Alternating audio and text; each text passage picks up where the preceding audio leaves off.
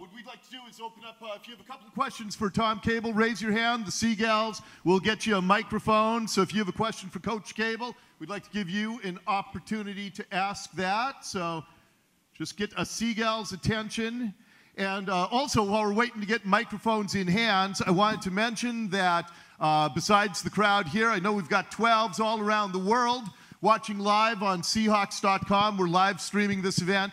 And we're going to take some questions for Coach Carroll a little bit later from our online audience. So just use hashtag Seahawks Town Hall if you'd like to submit a question for Coach Carroll. And we'll get a couple of questions answered from our online audience as well. All right, we got a question right here for Coach Cable.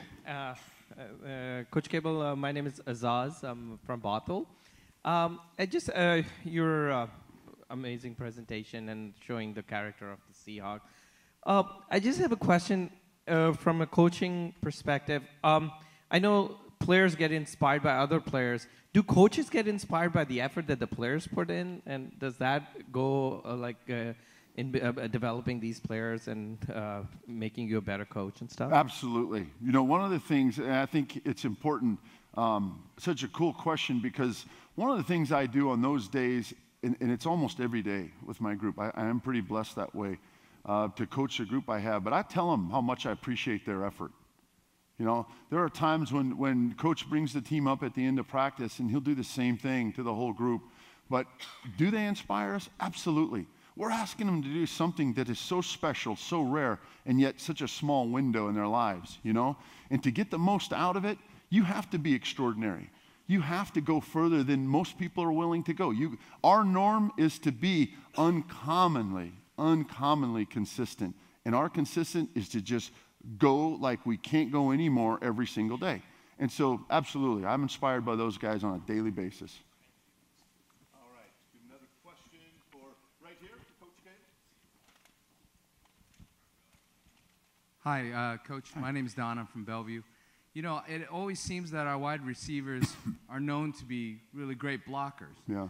And they always talk about on the broadcast what a great job they do. How much time do you actually get with them? Because they're working on a lot of things. With respect to that, who do you think is one of the examples and the toughest wide receiver blockers that we have on our team? Well, I think I'm going to answer the last part first. I think they're all tough. I don't think there's a group tougher in pro football. How much time do I get? You know, the way Coach Carroll has set up the way we teach and install the system every day, I get them every day for a run install. So I literally, you might be sitting there and the receivers are sitting where you're at and the quarterback's here and the line there and tight end, and I get to talk to all of them specifically about that. If I was going to put my finger on a guy, I don't know that I could, because I mean that. I really, and I try to tell them every chance I get, we're the best running team in football because of them. It's not because of 24. It's not from those goons up front or Russ or whatever. It's really the receivers. Because when you think about a good run game, you can go knock it in there and get those ugly 2, 3s, 4, 5, 6, 7. But those big runs that you see, those runs of 10 or more, that's all the wide receivers. And so they should get a ton of credit for why we run the football the way we do. All right, we have another question for Coach Cable right here. Or do we have another microphone in hand somewhere? Okay. Oh, up high. All right, right up high. Go ahead. Coach Cable, as a former Vandal myself, and followed you back around those days, love the toughness. What would you say has changed since you've been through so much up until now, philosophy-wise? We had a tough team in Idaho. We kind of built that. And now we have a tough team in the Vandals. Has anything changed in your philosophy over the years? No, I think what's happened, and Coach knows this, so I'm not trying to blow smoke at him right now or anything like that. Coming here and getting to be part of his coaching staff and his philosophy has told me, or taught me how to enjoy the day. I think it's well documented how much energy he has every time you guys see him on the sideline. You know what's cool about that is that's how he comes to work every day. And for me, you know, a kid who grows up on a dairy farm in Snohomish and then you just learn how to grind and work and all that, you kind of get that mentality. And so I feel really blessed that my parents gave me that. But I think what I enjoy about being here is that you can be hard-nosed and tough and have that great passion and that great perseverance ticket to just keep grinding. But then Coach has allowed us to really go out and enjoy every day that we're around here. And I think that's unique. Where I came from, it wasn't like that. You know, it was not like that in Oakland. It wasn't like that in Atlanta. So this has been almost a breath of fresh air, if you will, but it's opened my eyes, and I think it's made me a lot better. So I'm very thankful for that. All right, let's take one last question for Coach Tom Cable. One last question right here, sir. My name is Doug from Kirkland. I heard you on the radio a little bit today, but didn't hear all of it.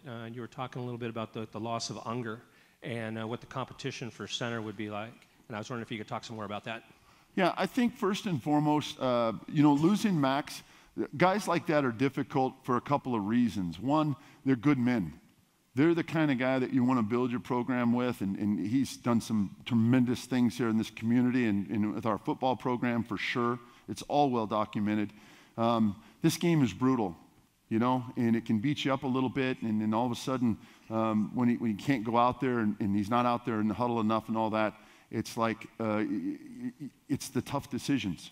So we lost a really tremendous man. We lost a really good football player, but it's life as we know it in professional athletics. You know, if your body can't stay right and keep you on the field, then someone else is going to play. And it's just what it is. You don't like it, but it's truth, and so you move forward. What it's done is the first part of your question. It's created an amazing competition at center. You know, we've got a number of guys right now. There's Lem, there's Drew, there's Patrick, Christian Sokoley, Will Prechek. We've got a lot of guys going on, and Coach and I are talking about this about every other day right now. We're getting closer to kind of dialing this thing in and turn this into a 2 or 3 man competition rather than a 5-man. And I think it's working itself out beautifully. I think like everything in life, if you got the patience and you kind of water it and feed it the right way, it'll kind of grow the way it's supposed to. And then, you know, once you see that, man, go for it. But we're going to have a heck of a center because I think we got some awesome candidates. And how it works out, it's just going to be fun to watch it come training camp. All right. Coach, I know I speak for all the 12s here when I say thank you so much for everything you bring to our team, to our city, to our region. Thank you, Coach. Thank you. Thank you all.